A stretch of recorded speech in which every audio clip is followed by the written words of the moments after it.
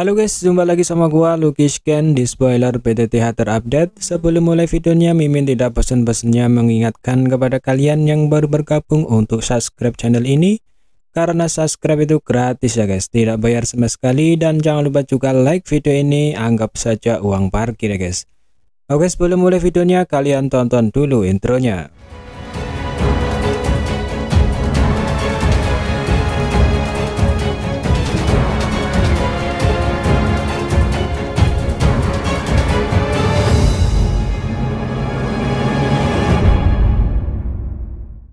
Di video sebelumnya menceritakan Xiaoyan mendapatkan wijangan atau bisa dikatakan spoiler bahwa api Demonic Lotus itu akan segera muncul.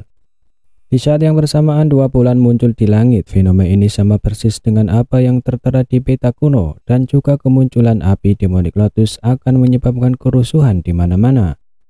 Sudah pasti banyak ahli dari berbagai klan akan mencoba mendapatkan api tersebut, terutama orang-orang dari Aula Jiwa. Jika Aula Jiwa berhasil mendapatkan api Demonic Lotus, mereka tidak lagi takut kepada klan kuno, karena dengan kekuatan api Demonic Lotus sudah pasti kekuatan mereka akan meningkat pesat. Setelah Xiaoyan mencapai spiritual heavenly state, Xiaoyan dan aliansi Skimansion bergegas menuju di mana api Demonic Lotus berada. Oke, kita lanjut ke cerita selanjutnya. Kelompok Xiaoyan memasuki jarak 500 km dari tempat munculnya api Demonic muncul. Xiaoyan melihat ke arah depan, cahaya yang menyilaukan dipancarkan seperti matahari dari arah itu. Gelombang demi gelombang panas yang mengerikan datang menerkam saat kelompok Xiaoyan mendekat. Meskipun yang hadir dalam perjalanan ini semuanya adalah individu yang sangat kuat, banyak dari mereka masih berlumuran keringat. Mata Xiaoyan menyapu orang-orang di belakangnya. Dia sedikit mengerutkan alisnya. Elit bintang 6 Daozun dapat dianggap sebagai ahli tingkat atas di seluruh benua ini. Namun kekuatan ini hampir tidak mampu menahan sisa panas dari api Demonic Lotus. Dari panas ini orang bisa tahu betapa menakutkannya api Demonic ini. Dalam hati Xiaoyan berkata, sungguh layak menjadi salah satu api surgawi terkuat. Hanya panas yang dipancarkannya saja membuat seorang Daozun bintang 6 kesulitan menahan panas tersebut. Mata cantik Yizhan melihat sekeliling dan berkata kepada Xiaoyan, kita telah bertemu setidaknya 10 kelompok di sepanjang jalan. Tujuan mereka jelas adalah mencoba mendapatkan api Demonic Lotus. Xiaoyan sedikit mengangguk, mereka memang bertemu cukup banyak kelompok dengan niat yang sama di sepanjang jalan. Tetapi Xiaoyan tidak terlalu memperhatikan mereka. Meskipun orang-orang itu cukup kuat, mereka sedikit terlalu lemah untuk merebut api Demonic Lotus. Yang layak bersaing merebutkan api Demonic Lotus adalah orang-orang kuat yang diberkati oleh surga. Xiaoyan tidak terlalu memperhatikan para kroco-kroco Daozun itu. Yang ada di pikiran Xiaoyan adalah orang-orang kuat dari klan Hun dan klan kuno lainnya. Kemudian Xiaoyan melambaikan tangannya dan menyuruh kelompoknya untuk menambah kecepatan mereka. Jarak 500 km dapat dijangkau oleh para ahli seperti Xiaoyan dalam beberapa menit. Xiaoyan dan kelompoknya secara bertahap mencapai wilayah pegunungan tempat api Demonic Lotus sekitar 20 menit kemudian. Pegunungan hijau subur telah benar-benar lenyap, hanya gurun berwarna krem kuning yang tersisa. Panas yang mengerikan terpancar dari tanah, menyebabkan area dalam radius 500 km menunjukkan perubahan. Sungguh api yang mengerikan, api itu benar-benar membakar pegunungan yang sangat besar menjadi gurun.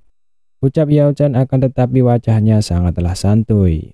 Melihat semua orang kepanasan, Xiaoyan mengeluarkan api ungunya dan melapisi semua orang dari aliansi, agar meringankan panas yang membakar kulitnya. Panas yang sangat mengerikan, bahkan orang sekuat Yizhan, seorang Daoseng bintang 4, masih mengeluh merasakan panas di punggungnya. Setelah beberapa saat, akhirnya Xiaoyan dan kelompoknya sampai di tempat api Demonic Lotus muncul. Akan tetapi Xiaoyan menghimbau agar tidak perlu terburu-buru, tempat ini penuh dengan segala macam bahaya. Yao Chen pun setuju dengan apa yang dikatakan Xiaoyan. Menjadi seorang alkemis, dia secara alami dapat mendeteksi betapa menakutkannya tempat ini. Akhirnya mereka memutuskan untuk beristirahat dan mendinginkan tubuh mereka di perkemahan aliansi Skimansion. Di sekeliling perkemahan ini terdapat kristal pendingin yang didapat dari suku Piton. Xiaoyan juga sudah menyuruh mereka untuk mempersiapkan formasi pendingin. Hal ini bisa membuat semua orang aliansi dapat bertahan sementara dengan panasnya api Demonic Lotus. Perkemahan ini sudah diatur oleh senior Feng Zhou beberapa hari lalu, walaupun dia tidak ikut karena harus menjaga pavilion Falling Star. Setibanya kelompok Xiaoyan di perkemahan, terlihat sudah ada senior King Luan dan para tetua pavilion lainnya. Melihat Xiaoyan dan gurunya telah sampai, King Luan langsung berlari menghampiri mereka berdua. Yao Chen memuji King Luan karena sudah bekerja keras dan menjaga tempat perkemahannya. King Luan tersenyum dan berkata, "Aku cuma mengurus pekerjaan ringan, para tetualah yang telah memasang formasi pelindung." Terlihat para tetua menanggupkan tangannya dan memberi salam kepada Yao Chen dan Tuan Muda Xiaoyan. Perjalanan mereka pasti sangat jauh dan melelahkan. Xiaoyan dan Yao Chen pun berterima kasih kepada mereka dan menyuruh mereka agar bersikap formal, tidak perlu terlalu sopan. Beberapa saat kemudian King Luan berbisik kepada Xiaoyan bahwa ada kejutan yang menantinya.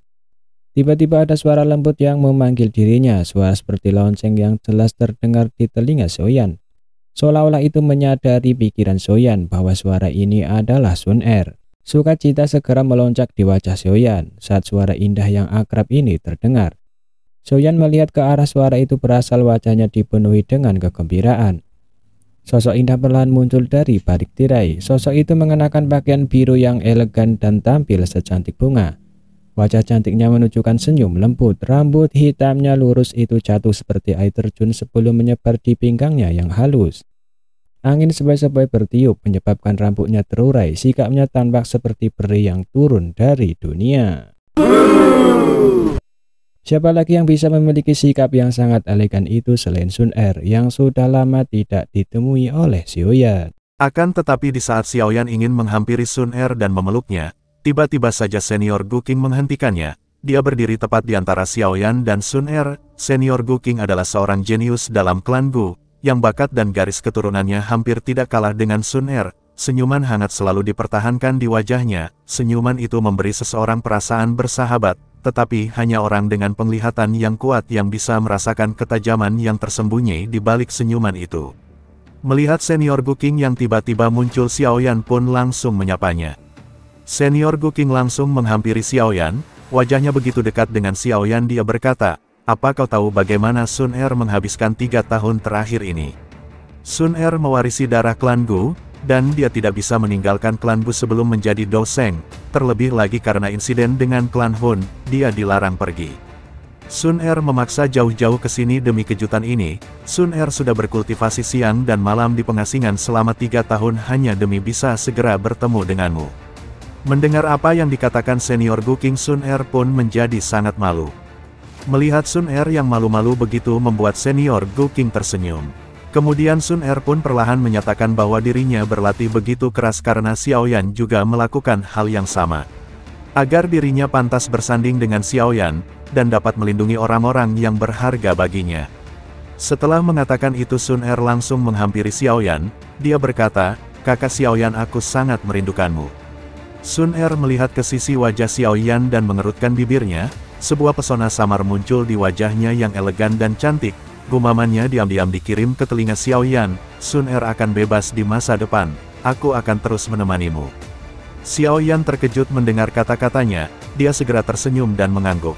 Sun Er dibesarkan di klan Xiao sejak muda karena klan Gu. Dia juga telah berpisah dengan Xiaoyan sejak lama karena klan Gu. Setiap pertemuan dengan Xiaoyan berlangsung singkat dan terburu-buru karena klan Gu juga. Setiap pertemuan singkat mereka adalah tahun demi tahun penantian. Dia secara bertahap mengalami hari-hari itu. Mulai saat ini, dia akhirnya bisa mengatur waktunya sesuka hatinya. Tidak perlu baginya untuk dikekang ketat oleh klan Gu.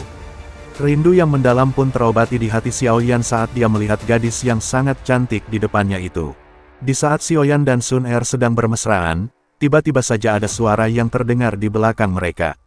Sudah mencapai ranah Doseng bintang 2 tanpa mengandalkan sumber daya keluarga, dan juga seorang alkemis yang bisa memurnikan pil tingkat 9 saat usianya sangat muda, pemuda yang sangat luar biasa, yang sangat layak menikah dengan anggota keluarga Gu manapun. Dan juga kekasih masa kecil Tuan Putri, sungguh pasangan yang serasi. Mendengar kata-kata itu dua si Joli Xiaoyan dan Sun Er pun menjadi malu-malu, wajah mereka berdua memerah. Kemudian Sun Er tersenyum manis dan memperkenalkan lelaki tua berjubah biru yang berbicara tadi. "Xiaoyan, ini penatua Gu Nanhai dari klan Guku. Dia menemaniku untuk menyelidiki api lotus pemurnian iblis kali ini." Tiba-tiba saja ada 3 sosok manusia yang muncul di luar formasi pendingin. Orang yang memimpin mereka adalah seorang pria berjubah merah. Wajah yang akrab itu adalah wajah anggota dari klan Yan yang telah dikenal Xiaoyan di alam Gu, Huo Xuan. Mereka bertiga dengan cepat menghampiri Xiaoyan. Di sampingnya adalah wanita bercadar merah. Kali ini, ada pria tua yang bersama mereka. Huo Xuan menyapa Xiaoyan dan berkata, "Xiaoyan, sudah beberapa tahun aku tidak melihatmu, dan kau sekarang mencapai ranah Doseng. Kekuatanmu pasti sangat hebat." Kemudian Xiaoyan menyapa balik, menangkupkan tangannya dan berkata, "Bukankah saudara Huo Xuan juga seorang Ban Seng tingkat tinggi?" Hatinya agak kaget, kecepatan di mana kekuatan Huo Xuan meningkat cukup ganas. Seandainya Xiaoyan tidak mengkonsumsi hati bodhisattva, kemungkinan besar dia akan tertinggal jauh. Mata Xiaoyan mengamati Huo Xuan, dia sedikit terkejut dan bertanya, "Saudara Huo Xuan, apa kau sudah memurnikan api surgawi?" Mendengar pertanyaan Xiaoyan, Huo Xuan tersenyum dan tidak menyembunyikan apapun. "Kau benar, dengan bantuan para sesepuh, aku berhasil memurnikan api Eight Wastelen Destruction Flame. Kalau tidak mungkin kekuatanku melonjak sedemikian rupa." Eight Wastelen Destruction Flame adalah ranking 8 dari daftar api surgawi. Xiaoyan sadar bahwa klan yang memiliki 4 dari api surgawi sungguh layak menjadi klan kuno. Mereka memiliki banyak koleksi api surgawi. Xiaoyan dipenuhi dengan rasa iri di dalam hatinya. Dia telah berlari di seluruh benua, tetapi api surgawi peringkat tertinggi yang dia peroleh hanya peringkat ke-9, api 3000 pembakaran. Tidak disangka bahwa Huo Xuan ini telah memperoleh api surgawi peringkat tinggi dengan mudahnya. Kemudian Huo Xuan juga memperkenalkan elder dari klan Yan. Dia berkata sambil tertawa, "Xiaoyan ini elder dari klan kami Huo Yao. Dia juga memiliki api surgawi, tapi itu hanya peringkat ke-16, api awan air." Api surgawi lainnya. Xiaoyan sekali lagi tertawa getir saat mendengar ini. Dengan kata lain, 3 orang di depannya membawa 3 jenis api surgawi dari klan Yan. Sesaat setelah kelompok klan Yan menghampiri Xiaoyan, Ketua Gunanhai menyapa Ketua Huo Yao. Diberkata sambil tersenyum, "Tetua Huo Yao, aku tidak menyangka kali ini klan Yan mengirimmu ke sini. Ini menunjukkan seberapa penting posisi mereka untuk mendapatkan api Demonic Flame ini." Orang tua bercadar ungu itu mengernyitkan alisnya sedikit setelah mendengar sapaan ini. Dia segera berkata, "Klan Yan tidak butuh Demonic Flame.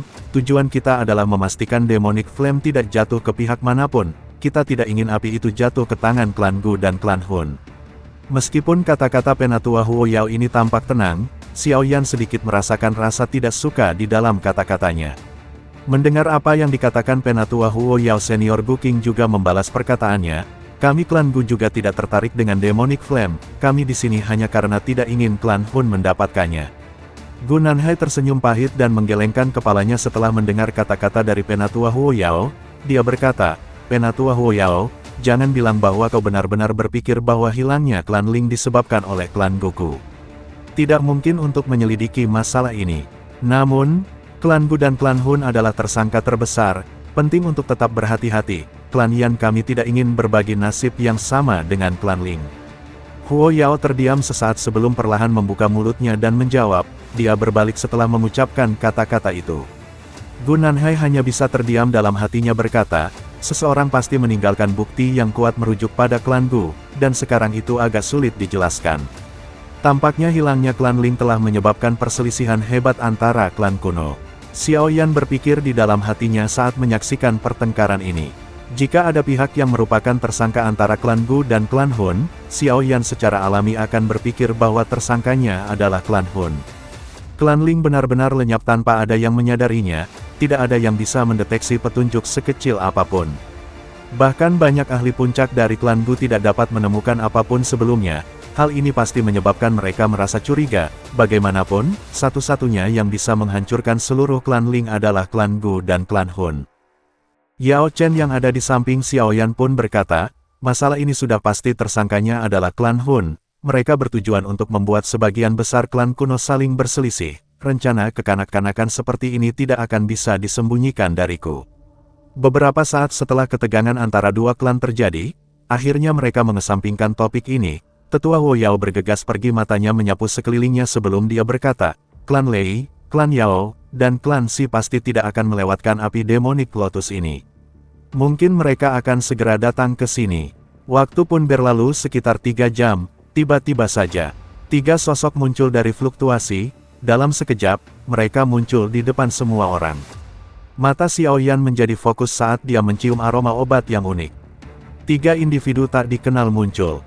Ada seorang pria, seorang wanita, dan seorang tua bangka. Tidak ada angin, tidak ada hujan. Tua bangka itu berkata, "Aku tidak menyangka kalau anak buangan dari klan Yao juga berada di sini. Sungguh mengejutkan seorang pecundang sepertimu bisa mencapai ranah Doseng."